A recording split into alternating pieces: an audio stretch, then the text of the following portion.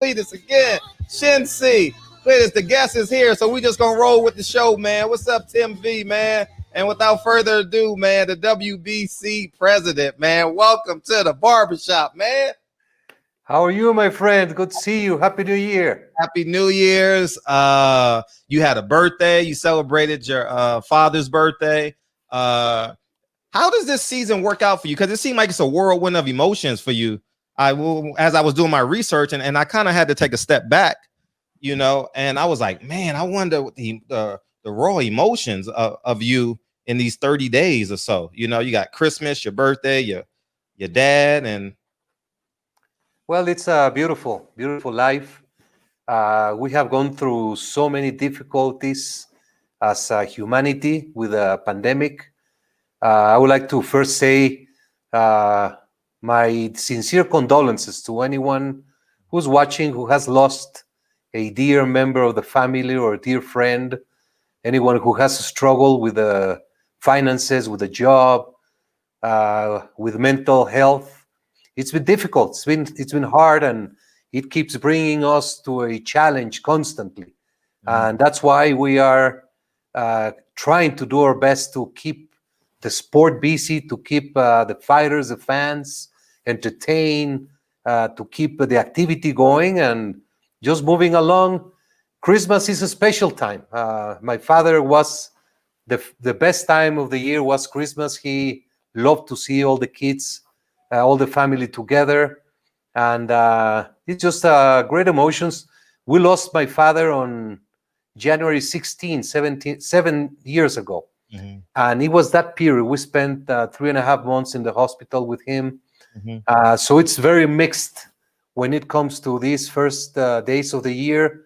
But it's a great inspiration. So we move on, and we have to continue making sure that the sport of boxing continues to change the lives of many. How's the WBC doing in your eyes? How are y'all doing? Because you've made some bold moves. You know what I mean?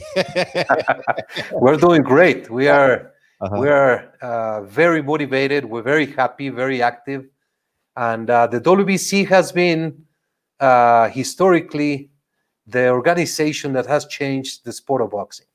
Uh, if you go to the past, we changed from 15 to 12 rounds, changed the day of the weigh-in to do it a day before so fighters can rehydrate. We instituted all the medicals that are mandatory.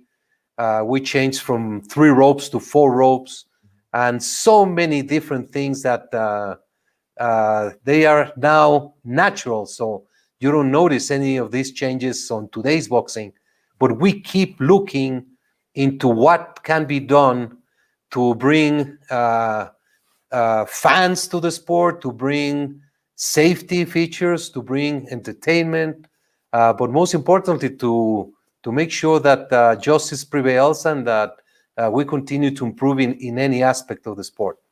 Yeah. One of the things you're adding, and it's been people have been yay or nay on it, positive and negative, are the belts. Floyd Mayweather just spoke out about it recently, before his last fight with Tank Davis. Ryan Garcia just came out. Bob Arum said it was too many belts on this platform.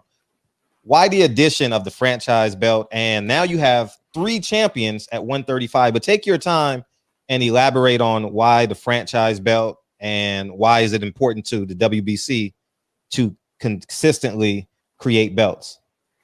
Well, it's a different way of putting it into words. Mhm. It is not that we create belts.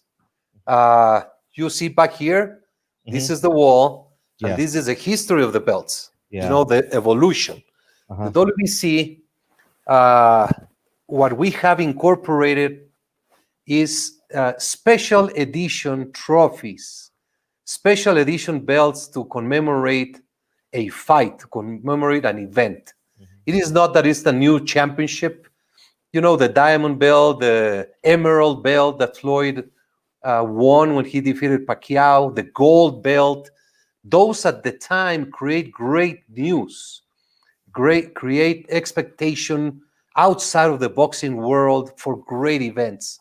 So it's not that it's a new championship, it's just an added value to the promotion. for May the 5th, for September 16, which are traditional boxing dates. These come from national holidays of Mexico.